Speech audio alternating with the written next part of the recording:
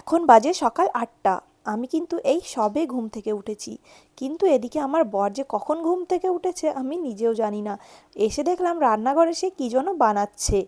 কাছে যেতে দেখলাম চাউমিন বানাচ্ছে, আর তার আগে কিন্তু চিকেন পকোড়া অলরেডি বানিয়ে রেখেছে। আর এদিকে আমাদের মহারানীকে দেখো, এখনও সে কম্বলের ভেতরে আছে, কম্বলের থেকে বেরো হবে না। তার নাকি আজকে স্কুল ছুটি, তাই সে ঘুমোবে আরও কিছুক্ষণ। তারপর আমি ঝটপট করে চলে এলাম বরমশাইকে হেল্প করতে। এদিকে বানিয়ে নিচ্ছি কফি, দুজনের জন্য 2 কাপ গরম গরম কফি বানাবো।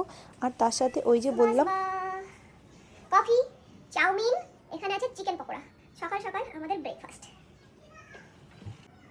খেয়ে দেখো কেমন হয়েছে কলকাতা স্টাইল চাউমিন। এটা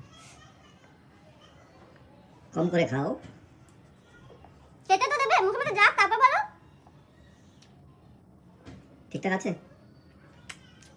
চল। এই রকম ঠান্ডার দিনে যদি সকালবেলায় ঘুম থেকে ওঠার পর এই রকম গরম গরম খাবার কেউ সামনে এনে দেয়, তাহলে আর কি চাই বলো। যাই হোক, তোমরা কিন্তু কেউ এটা ভেবো না যে আমার বরকে দিয়ে বানিয়ে খাওয়াচ্ছি।